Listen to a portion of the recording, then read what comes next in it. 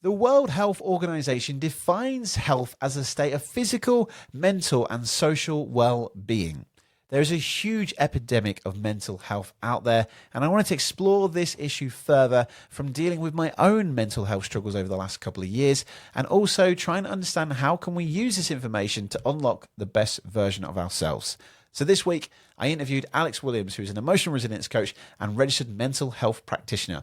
From surviving a traumatic childhood led by abuse, which marked the murder of his own mother at the age of 8, he now is helping individuals to overcome those daily obstacles and hurdles and help them to deal with what he didn't have when he was young, to help them understand how they can focus on their own well-being. It's a fantastic episode, and we really deep dive into mental health and how we can apply some basic principles to start focus on our well-being. Now, if you haven't subscribed already, please hit that subscribe button and leave us a review as well. It helps this podcast get shared to more people. But without further ado, enjoy the episode with Alex Williams.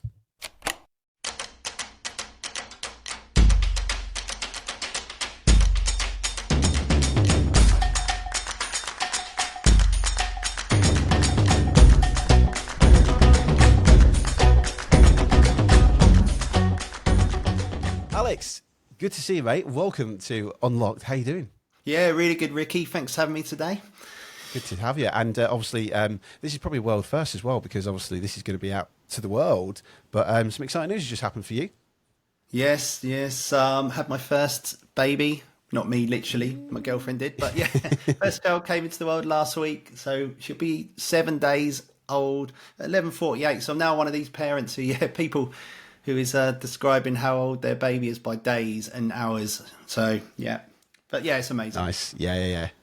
Welcome to the club, my friend. Welcome to the club. Your iPhone or Android phone, whatever, will be full of every photo of the world and every angle now of your child. So yes. And a little girl, was it? Sorry? Little girl? Yes, little Rosie? girl called Rosie. Yeah. So, So this could be, who knows, Rosie might listen to this one day in the future. At the very first time you did a podcast when she was born. Yeah, well, you know that I have been thinking about that, thinking, what am I putting out into the world now that my girl's going to see? And this might be, I'll say to her one day, you were only 7 days old when I recorded this, so hopefully you've learned something from it, and hopefully it's not terrible advice. But oh, bless, I'm sure it'll be good, mate.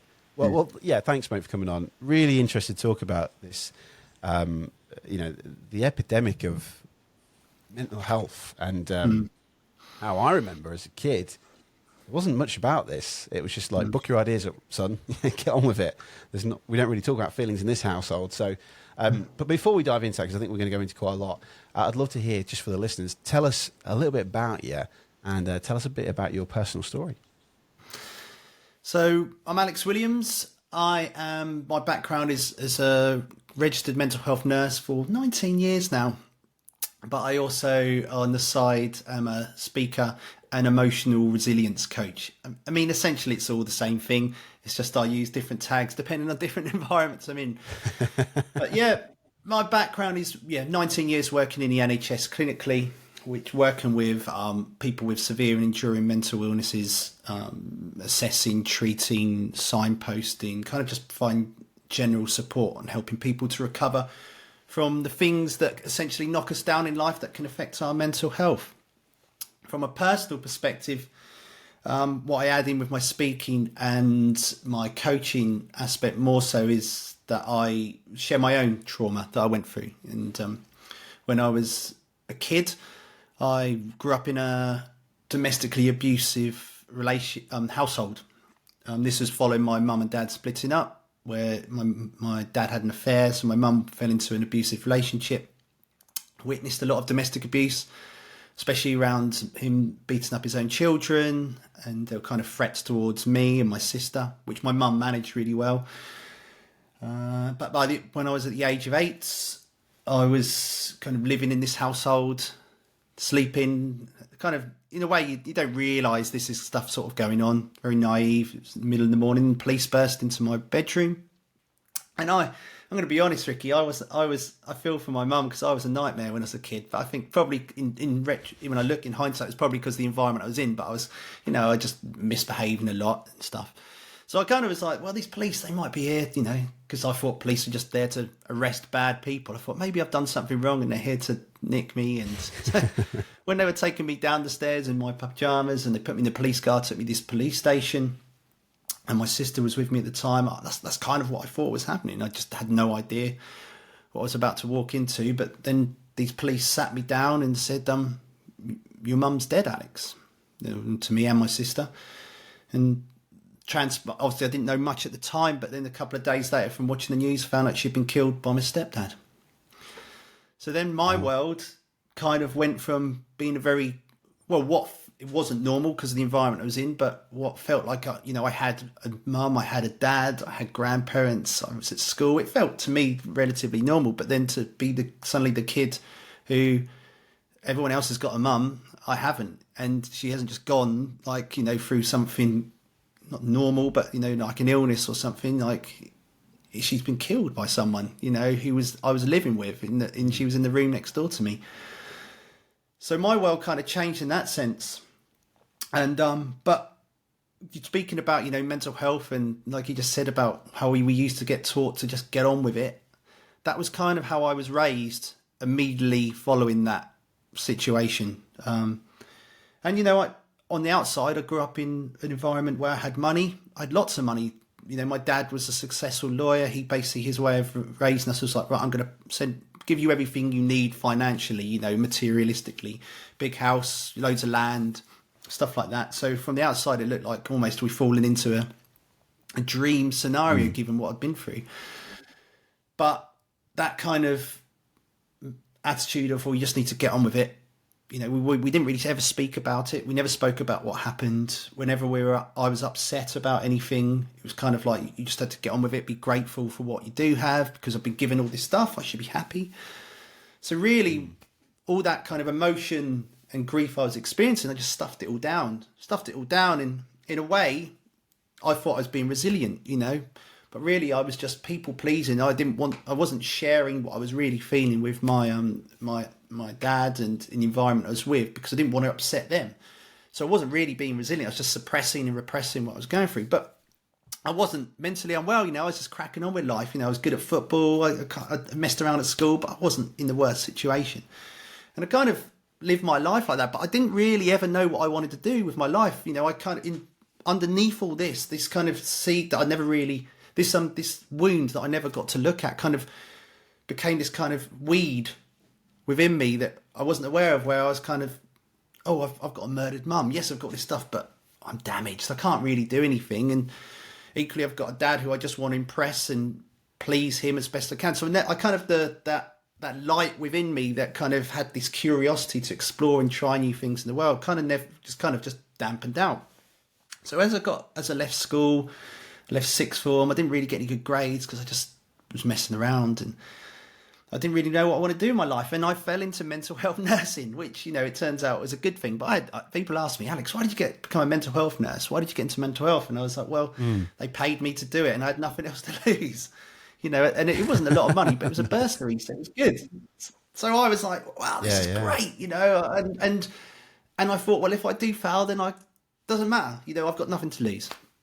And it turns out I loved it. And I was one of these people on my 3 years training where you have loads of different placements in different clinical settings and environments. And you learn loads of stuff, about biology, the psychology, social aspects, trauma, all this stuff. And it was amazing. And I come out and I was like, oh, this is good.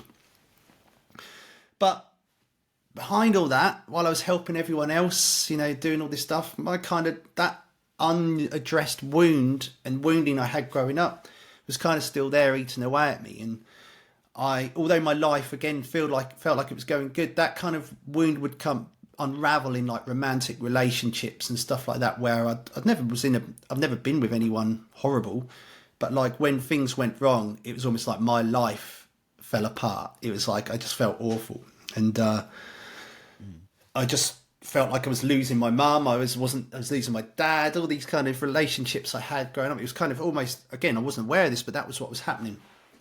But when I got to the age of 35, I've had my own house, right? I was engaged. It kind of felt like I was finally achieving something.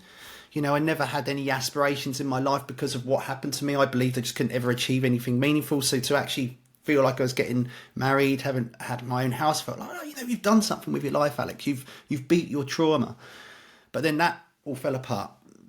And then I went from having a house, I went from, having this amazing, felt like an amazing relationship. It wasn't, but, it felt like it was at the time, to absolutely nothing. And that was the final kind of tipping point for me where I suddenly was like, I felt suicidal. I was making plans to end my own life. I was like, I felt like it didn't matter because I felt like there was no one around me really. My mum was dead. My dad's relationship with him, it was conditional on me being who he wanted me to be. And, the person I loved at the time didn't want to be him anymore. So I was like, well, I don't feel like I don't matter. I feel like I'm unlovable on top of that because none of these people around me are with me anymore. And also I just felt like I wasn't good enough because I wasn't achieving anything. Everything I felt I had, I just felt like it was nothing. So I was like, well, what's the point? I don't want to do this anymore. I don't want to be here anymore.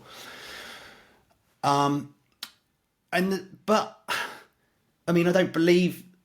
Sometimes it's hard because it feels like one of these like light bulb moments to me. But around the time, and this coincided with the work I was doing in mental health, and leads me to do a lot of what I do now, is that at the time I was seeing so many people who were going through awful things, and you could kind of predict who was going to have a mental health challenge because of what was going on around them. So it wasn't like they were the problem. It's just like all this stuff's happening to them. So of course you're going to feel awful about life. You're going to feel awful about yourself.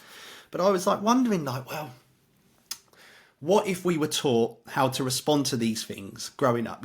Education isn't the best. We know it can improve, but there are good things about education. But one thing we don't really teach is resilience. We don't teach how to get back up when life knocks us down.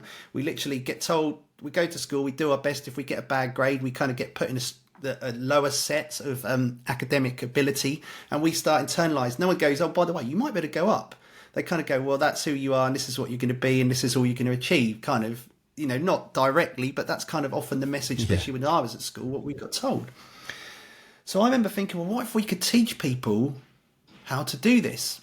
How to approach? What does it really take to, keep it really simple? But how can we overcome these setbacks?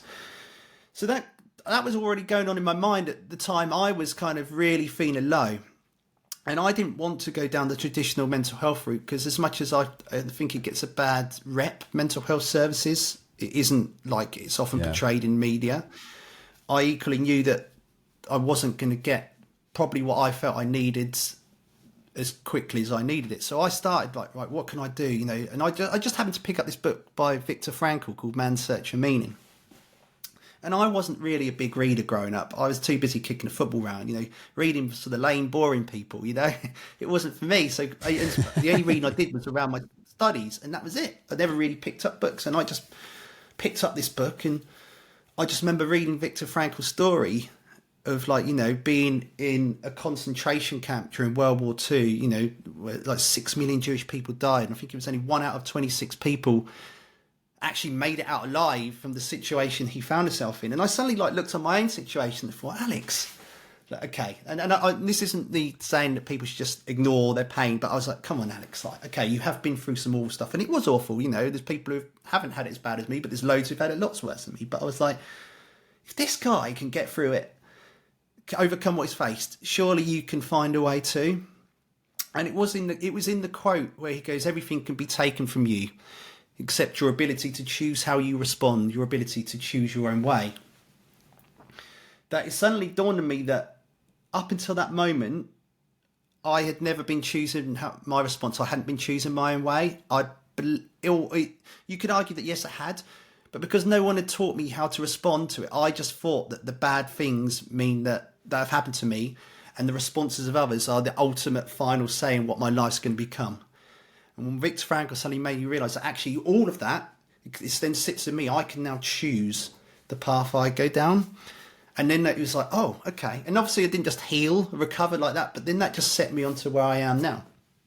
And it's just this huge fascination of helping people to overcome things like me, or less, or much worse, so they can build a life that actually makes them want to get up in the morning. As simple as that. So that's led me to Yeah. being here Wow. today. Wow. Firstly, thank you, mate, for sharing that. That is an absolutely incredible story. And, you know, I know, like, I see in jest there you were saying about how Viktor Frankl's gone through so much compared to what obviously probably you've gone through, but still, that's massive. That many people probably wouldn't even ever experience. So the fact that you've obviously got through that and where you are right now, and you know you got to like 34 and potentially suicidal thoughts. Well done, mate, you for being here now, and obviously you've got an even wonderful now journey as well with Rosie as well, which is fantastic. So Definitely. there's lots to unpack there, and I'm quite interested in what do you think? Why at that certain point did you discover Viktor Frankl? Do you think it was just like destiny? Was it something that was just appeared, or you were searching for something at the time? What do you think that? Why did that come into your life at that point? I think I find with people, and I can't remember who said this, you know, until the pain of change is greater than the pain of staying. No, the pain of staying the same is. Wait a minute. The pain of staying the same is greater than the pain of change. You won't change. So, Yeah, I think I've said that right. Basically, what I'm trying to say is that we realise that actually changing is easier than staying the same, and we have to change, and we have to make this change. And I think my life had got to a point where I was either going to kill myself, or I had to change, and it was that kind of. When I think about whether it was chance, whether it was like some kind of spiritual divine intervention, I do believe, you know, one thing that's kept me going is my kind of spiritual beliefs around my mum. I think if I didn't think she was here watching me right now, I probably wouldn't be where I am now.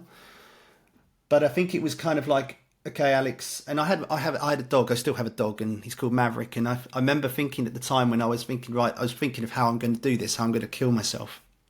And then I'd look at my dog and then be like, what, mate? Oh, who's going to look after him? And it's like, you know, and I was like, well, and then I was like, well, I can't leave you. You know, I've got a duty here. And even though I didn't want to be here, I was like, well, what if he went to some horribly abusive person like I did, you know, who wouldn't look after him, who wouldn't give the care. And it kind of kept me going. But with the Viktor Frankl book, it was just like, I just remember Googling, you know, looking at stuff how, you know, how to get up, how to recover, and it just stumbled across that book, and I thought, well, I'm going to buy this. And so what drove me to do that? I think it was a combination of the pain I was in and wanting to find a way out that wasn't me killing myself. Probably, again, whether you believe this or not, again, this isn't me forcing my beliefs. I think probably my mum in some way guiding me, but also my dog going, yeah, you can't go yet. He's going to feed me. He's going to look after me. So... Yeah. Wow. Bless you. Bless you. Yeah. So I mean, that is just, you know, I'm guessing as well that's from Top Gun as well. So yes, it is. Top Gun. Yeah. Is Good, mate. Good choice. Good choice. Yeah. Great. So I mean, it's a profound experience that you've obviously been through, and particularly that's shaped a lot of your life, and particularly you were talking about how, you know, and I was saying to you just before this call that, you know, you taught to just book up your ideas and get on with it. Why do you think that was? I mean, know what you know now about mental health and that. Do you think that, or why do you think that it wasn't ever discussed for you? And do you think that would have changed your life completely if you'd have talked about it, opened up about it, grieved earlier on in your life? Do you think that, I mean, why wasn't it discussed, do you think? I think it's a lot of it's partly down to society. I think back then, having worked with loads of people who have kind of been raised, who are either raised during the war or raised by people immediately who were raised during the war. It's always like, you know, that being around World War II, that was awful. Like, Keep calm, carry on sort of thing. Yeah, we are so fortunate that we are not in a country like that. I think we forget how good we have it sometimes. Doesn't mean bad things aren't happening. But I think, therefore, you know, God, we're so grateful that we're alive that actually nothing really compares to that. So when we do have problems, I think these people kind of are like, well, it's not really a problem. So I think that's part of it. But equally, I think it's down to the individual who's raising you. For me, my dad grew up in East London, didn't have a lot for him, but I think he was very much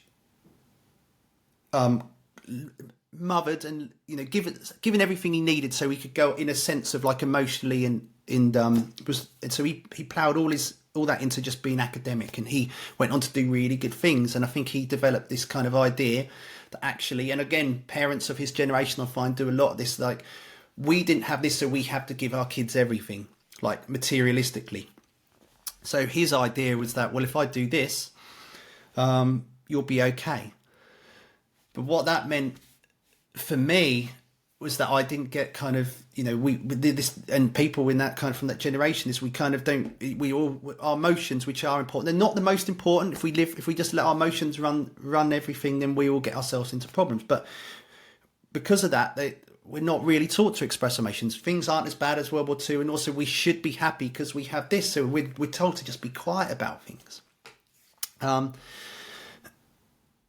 But I think, like, having gone through what I've gone through now since the healing, I feel like, yes, if I was able to grieve, things would have been different. And I think this is, you know, essentially what most of us are going through, I think, is either grieving for people we've lost, or losing ourselves, or losing a life we wish we could have had, right? When we get to this tends to be what people, I think most mental health problems are probably grief related in some sense. And I think allowing me to express that earlier, allow me to go, actually, you know what, this sucks, I've lost my mum, and actually say, be open and say, like, by the way, I feel like I'm never going to be anyone. I feel like I can't do anything with my life. To have these conversations, I feel like I'm damaged, and then to have someone go, this is awful. Yeah, I can understand why you might feel that way, but someone also to go, that's not true. You know, that could, I don't know. Again, this is me thinking it might have happened, but I think when you can actually sit there in front of people, and I say that with the work I do now, and actually making people aware that actually this doesn't define your life. It's awful what you're going through, but it doesn't define what happens to you, you know. And often you hear people say, don't you, that everything happens for a reason. I don't believe that. I think, you know, if everything happened for a reason, you know, imagine telling that to a little kid in Gaza right now, for example, or a woman in Afghanistan. Everything happens for a reason. Yeah. You know, what reason are you going to tell them? But what I do believe is that the reason we give to the events that happen to us will determine whether we sink or swim. So for me, the reason I believe I got to the age of 34 wanting to kill myself was because the reason I gave to the events that happened was that I was damaged, unlovable, not good enough. Whereas if since then I've realised that actually the reason I gave to them now is more that, well, they were awful, but I can use those experiences to help others, and to also show to others that actually I am not those experiences. They're just things that have happened to me. Yeah, the past is the past, isn't it? And it's someone was talking to me about this recently, about, you know, it doesn't define you. It's just a stepping stone, isn't it? That's got you to where you have, and it doesn't mean that it's the be all and end all. And you know, you'll know this right now, right? Because of Rosie and my daughter Alma. You know, when Alma was born and Rosie was born, she didn't come out of her mum like with the belief of fear of spiders, or the fear of heights, or fear of loud noises, whatever. You know, I think babies generally, they only have two fears, don't they, when they come out, which is the fear of loud noises and the fear of falling over, right? Standing up. But it means that everything's learned, which means that everything is unlearned. You know, we can unlearn everything. Yeah. It's sad though that unfortunately, I mean, you know, you had like an awakening, a moment where you go like, this, you know, fuck this shit, I'm going to do something about this. I'm going to respond in a different way. Hey, just pausing this podcast very, very quickly to thank the patrons of this podcast, Anthony Howe, Sherry Brenton, Steve McDermott, and Chloe Wilmot, for your continued support for helping this podcast be the podcast that it is. If you are interested in supporting this podcast for as little as £1, it'll help get this podcast produced for better quality, better videos, and better software to get this podcast to speaking to more people around the world. If you're interested, there is a link in the show notes. But thank you to the amazing patrons for supporting this podcast. Now, back to the episode. But there's a massive epidemic out there that people just cannot see that they can respond and they can take responsibility. And I know that we talk about this on stage a lot, and it's very easy, isn't it, sometimes to say that, you know, we can see this, you know, because we're doing it ourselves. And sometimes there's just this massive epidemic that people can't see that. You know, they're so wired that the past is the past and that is final. You know, I went to school and Yeah. These are the beliefs that I have around the world. So that's what it is, and it's not changing it. And I just find that really hard. And in your experience, obviously 19 years as a clinical experience, why do we see this where, you know, people find it really hard to not take responsibility, and it's so wired onto their beliefs? Why do we see that? Well, I think first of all, it's important to recognise that what happens to us does affect us. So it's like we got to be really careful that we don't say that, oh, well, if we all take responsibility, we'll all be okay. Actually, in my job, we know people in poverty, you know, who've gone through significant amounts of trauma, financial deprivation, socially isolated, all that sort of stuff. You know, that you're more prone to struggling mentally, emotionally, and physically. You know, that's true. So, but I think when it comes to taking responsibility, why do people not? It's hard. I think would probably be the first thing, but equally, I think that when we tell people to take responsibility, that's a pretty loaded thing to say, because I think unless it's, and I'm sure you're aware of this, like I'm still figuring out how to deliver that message without sounding like a bit of a dick, because you're like, yours. You must just take responsibility. Like Gary Vee or something, isn't it? Just going, take responsibility for shit. Yeah, totally. Yeah. And I've said things like, no one's coming to save you. And now I look back and I think, oh, that's a really crap thing to say, because it's not true, and it's not the world we should live in. The world we should live in is that actually we're all helping each other. If we had a community, is one of it's an absolute essential pillar of recovery, resilience, of having a good life. But really, I think it's because when it comes to taking responsibility, it does sound, it's a loaded thing to say, but also when we're growing up, you know, when did anyone ever say taking responsibility was a good thing? It was always like, Alex, take responsibility for doing this to your sister, take responsibility for not tidying your room, for not doing your homework. It was always covered with negativity. And no one ever said to us, like, responsibility is actually, and this is how I say it, it's about you getting to decide the direction you take. And to make it as small as possible. And I always say this, actually, it's like when it comes to taking responsibility, even that feels like too big of a question, that you get to decide where you go, because that, to me, in my mind, and for most people, should be empowering. It's like, oh, wicked. Just because I've been with this abusive partner, that doesn't mean I have to settle for abusive people. You know, I can actually go and get support to help me with whatever I need, and then find someone who actually treats me well. But breaking it down, really, that responsibility thing is really about just what can I do right now to start making things a little bit better. And it's about taking action. And it's not about massive action like Tony Robbins says. It's literally like tiny, tiny bits of action repetitively over the course of time in a direction you want to go. And that's really about what responsibility is. Getting to choose the direction you want to go, and then doing those tiny little bits of action to create that life, or sustain the good things in your life that are keeping you well. Yeah, definitely. I was going to ask you about this. Do you think as well, because this whole thing, and you're absolutely right, it's like, I don't want to come across as a dick, because we've seen it. You know, I've pulled out of a massive low point in my life where it's like, God, you know, do I want to continue to feel like this? No. So I'm going to do something about it. And then that's when you start to see the things. And it's very easy, isn't it, for people to stay in that current situation because it's comfortable and it's the norm. And quite often, unfortunately, if it's a very, severe or traumatic experience, there is no light. There is no other way of seeing it. But do you think there's a massive impact? And I've definitely felt this as well on myself. But, Gen Z, the work you're doing with Gen Z, but also just the way the world is and people's model of success massively impacting our mental health.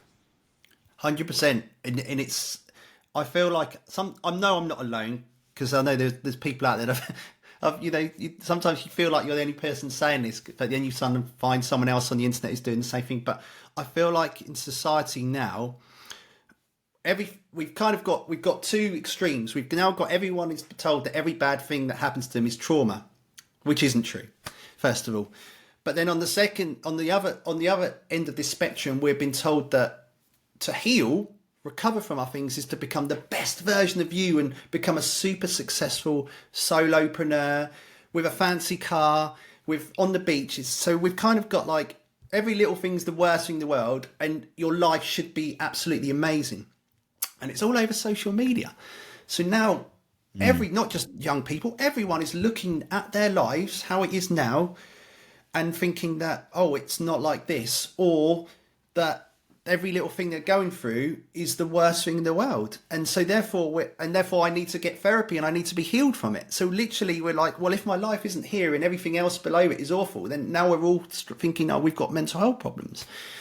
So, but equally, society has removed us from the very thing, and is removed us from the very things that keep us well. So when it comes to like identifying success and things like that, we've been drawn in a direction that's actually making us unwell, in my opinion. And actually, this is why, I find myself talking more and more about this when it comes to responsibility. It's like taking responsibility for creating good health, good times, and having good people in your life. Like if you literally focused your life on those three things, you would be happier than most people in the world. Forget like having the business that's like you can show off and everyone on LinkedIn, look, I went from 0 to like 100,000 K months by whatever I was doing, which probably isn't happening for most people who say they're doing it. You would be happier than these people. But we've kind of got to this moment in society where people are like looking at life and think, well, I'm not super famous, I'm not rich, and therefore thinking like their life's not good enough.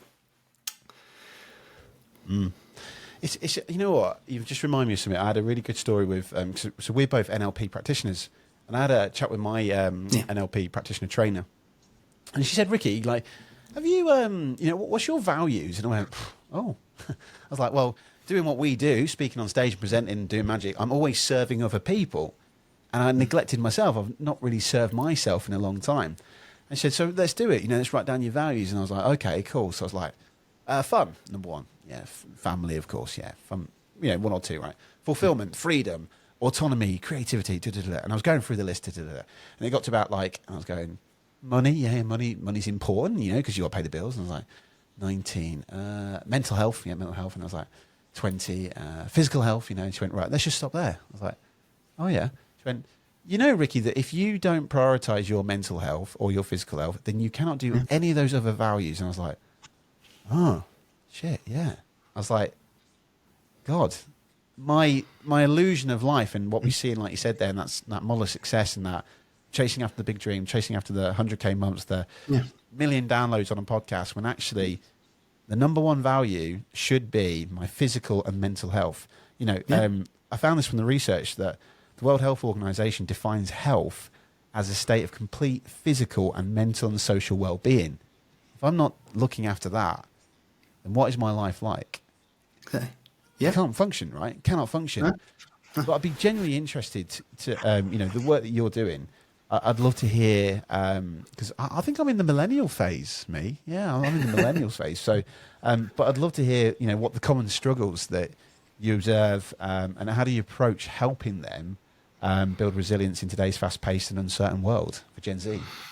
So yeah, the main problems that kind of are the ones that take away those basic things, really. If I know, again, obviously, that and will be like finances, housing, lack of stability really in life generally tends to. I work in quite a socially deprived area, and it tends to be those things that many of us take for granted. The people who go, oh, you just need to think positive. You just, everything happens for a reason. Forgiveness and all that. Yeah. Those people who say that don't tend to be living or coming from these environments, right? Because they're, these are the things that affect us. Because when we don't have like a solid foundation over our head, solid foundations beneath us with its money, accommodation, good people around us, and we've grown up environments which are toxic and abusive, we don't like ourselves, and we don't have the kind of the soil that allows us to grow and be the people we need to be. So most of the time, the problems I see are generally around those things. It's I know we like to say mindset is everything, and mindset is like the thing that kind of makes us to move on. But these people don't generally have issues with their mindset. They have an issue with what's happening around them.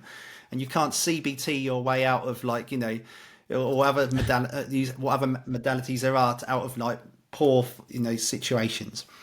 So when it comes to supporting them, a lot of it is just, you know, we often think about what we should say to people and stuff like that, and these weird, and being an NLP, like a practitioner, we get taught these weird tools to use with people. To be honest, you just need to sit there and validate and listen to people first of all, and just say, by the way, your situation is shit. If I was being in your situation, yes, I would be experiencing that. So it's normalizing how they're feeling. It's again opening up. This is yeah. You know, and you're feeling crap about your life, and you're feeling crap about yourself because everyone else in society seems to be figured out, and you're in this situation where you're like, what is going on with my life? So it's about validating that and allowing them to know that. I know it's a cliche saying, but that it's okay to not be okay, because if life's crap, we're not going to go, but sit there and go, yes, it's amazing, try and think positively because we're worried about negative thoughts. We need to actually allow ourselves to experience that so we can let go of some of those emotions and process them. And then it's a lot about like those basics, about looking after our mental and physical health. So it is about, you know, making sure we're sleeping, we're eating, we're around good people, we're spending our time doing things we enjoy, you know, things we just seem to have like forgot because now we're jumping in ice baths and doing crazy breathwork techniques, which yes can help, don't get me wrong, but then again it's like we're literally we're so far removed from what actually helps that it's like it's ridiculous. So it's about building on that, and it's about doing it one step at a time, real small steps, and kind of really starting to get support around them so they can build their lives up, so they can look after themselves. And again, take it one step at a time, being really patient, because I tell you what, there is not, and I hope to be wrong one day, but there's not one person, there's not a modality or intervention out there that will fix your life overnight. And I think this is often, again, when we're talking about how mental health and healing is portrayed on social media, it's like, oh, this is the secret to curing anxiety, or this is the secret to curing depression. You think you'll go along to this like motivational weekend and you'll come out and go, oh my God, I'm free and I'm free from all this pain. And then like a week later, you're back to normality. Like, oh, I've just spent like $1,000 on this. What a waste of money. But like, we really need to understand. Well, most people like Tony Robbins. Sorry, Alex, cut in there. I was just going to say, most people at Tony Robbins, they go back again.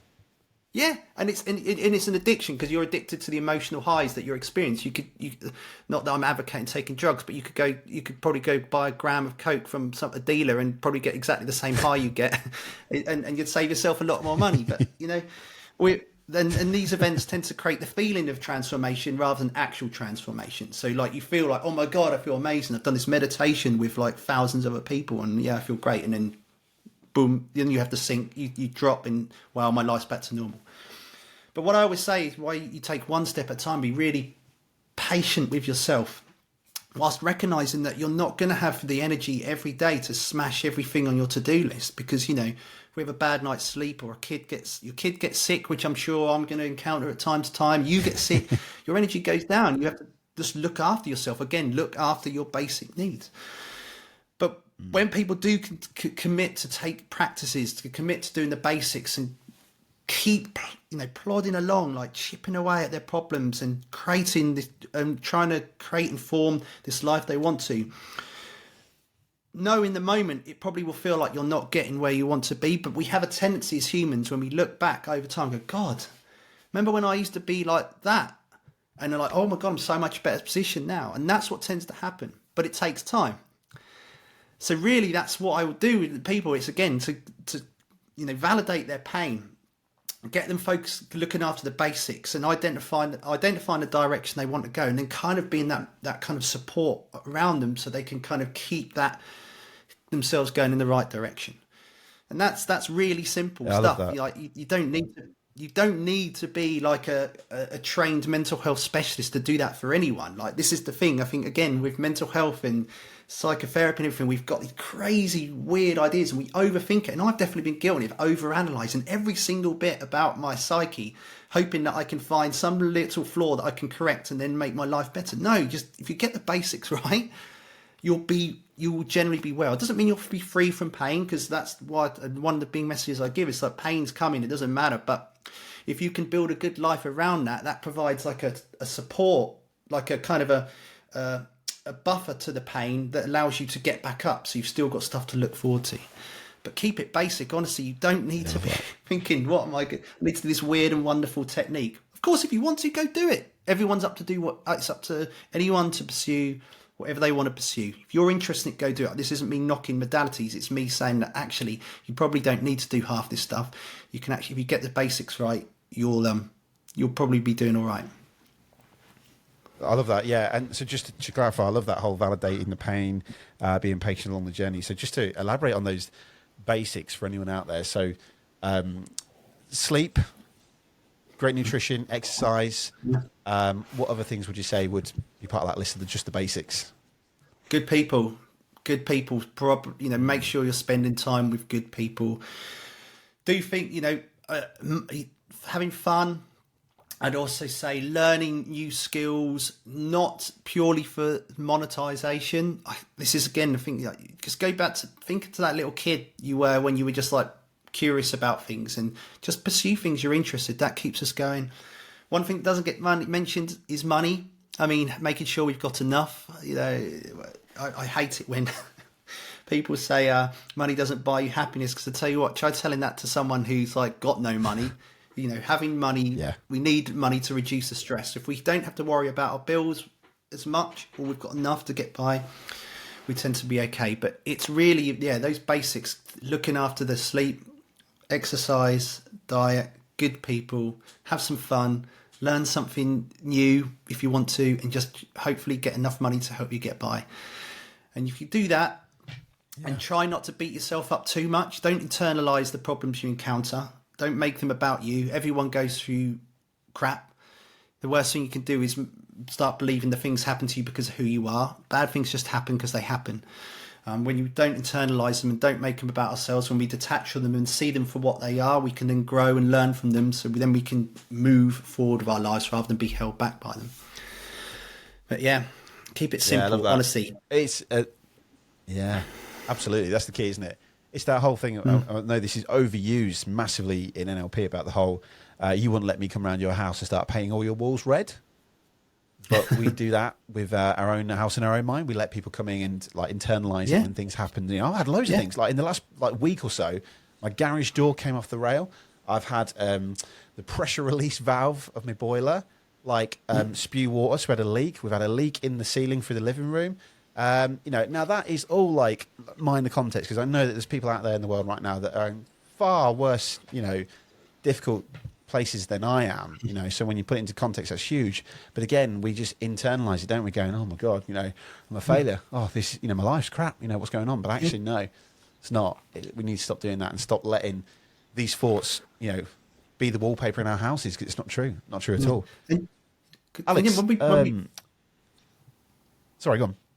No, I was going to say, when you're talking about, we're all able to do that when we put someone else in our shoes.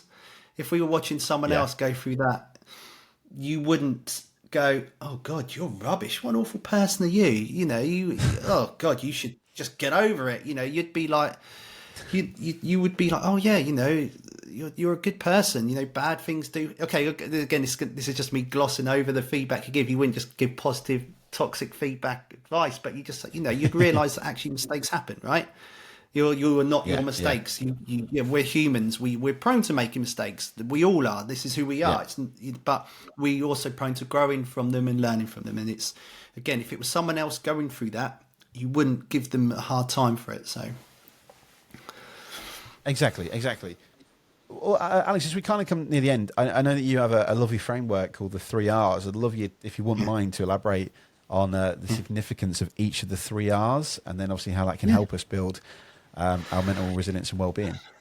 Yeah, so obviously as a speaker and yourself, Ricky, we kind of have to create these little 3s or 5s or these little things, don't we? But it was really, the 3 R's are really about how to keep approaching the setbacks we face, keep it nice and simple. So the first one I call release your pain, and that's essentially about knowing that it's okay to not be okay, to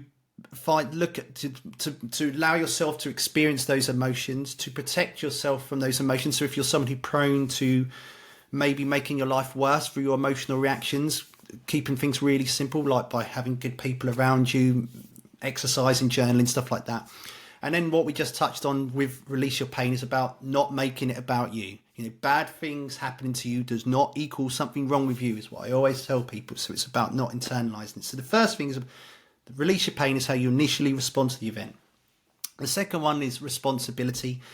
And again, it's about recognizing that you get to decide how you respond to this situation. And as simple as that, what do you want your life to look like? What direction do you want to go? What sort of person you're going to be? And again, using that responsibility to focus on the basics, to focus on your physical health, to focus on, having fun, spending time with good people, all those sort of things that keep you well.